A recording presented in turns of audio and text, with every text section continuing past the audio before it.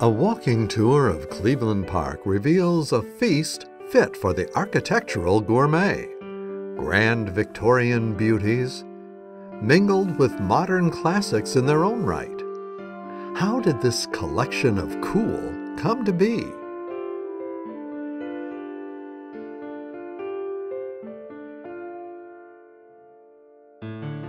In the late 19th century, Washington, D.C. was a growing city in a nation of growing cities. As in so many others, it was the development of the electric streetcars that ended the era of the tightly packed urban areas and allowed residents to live in quieter, cleaner neighborhoods. In the case of Washington, these neighborhoods were especially attractive because they were on higher ground and distant from the damp, swampy air of downtown. In the 1890s, the Chevy Chase Land Company extended Connecticut Avenue and built a bridge for vehicles, including streetcars, over Rock Creek, a chasm which had hindered development in Northwest D.C. Capitalizing on these developments, John Sherman and Thomas Wagaman formed the Cleveland Park Company in 1894. John Sherman hired a team of well-established architects to create one-of-a-kind houses for the Cleveland Park neighborhood.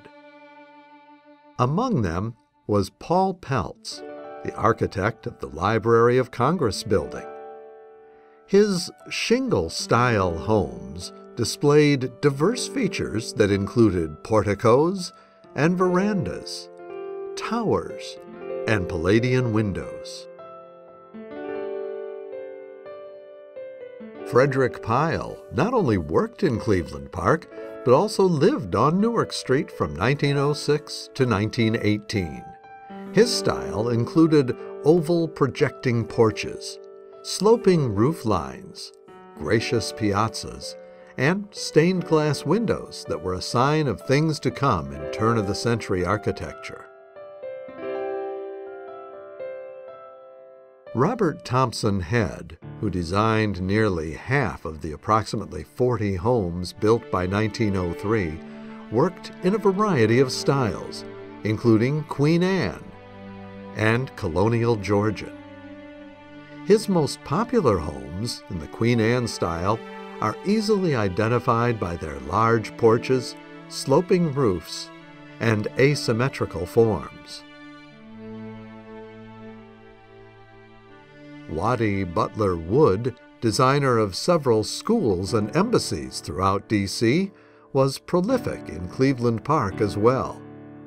His shingle-style homes, a design closely related to the Queen Anne style, were typically vertical, asymmetrical, and are most easily recognized by the use of shingles on the home's exteriors.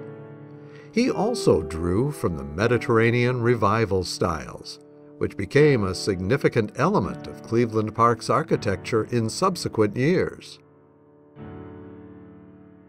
During this first phase of development, the neighborhood grew steadily, attracting many new residents. This expansion is reflected in the advertisements for the Cleveland Park Company, which proudly proclaimed that you won't see another home like yours in the neighborhood. However, in 1902, the Cleveland Park Company began to face financial difficulties and filed for bankruptcy in 1905. New developers moved in and began to construct smaller, less expensive homes such as foursquares and bungalows, which were built on one lot instead of 2 or 3. It was also at this time that the Cleveland Park Company began building what came to be known as Sherman Cottages, closer to Connecticut Avenue. Ella Bennett Sherman, the wife of Cleveland Park Company President John Sherman, is credited with the design of these more modest-sized homes, featuring a centered front entrance, asymmetrically placed windows, front porches, side dormers, and arts and crafts motifs.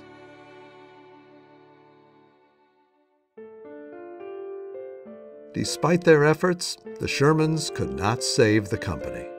With the closure of the Cleveland Park Company, the first grand phase of residential building in Cleveland Park came to an end. But this was not the end of architectural diversity in the neighborhood. During the next 70 years, new residents continued to flock to Cleveland Park for its natural beauty, and noted architects continued to add their distinctive styles, which stand side by side with the grand Victorian homes of Cleveland Park's early years.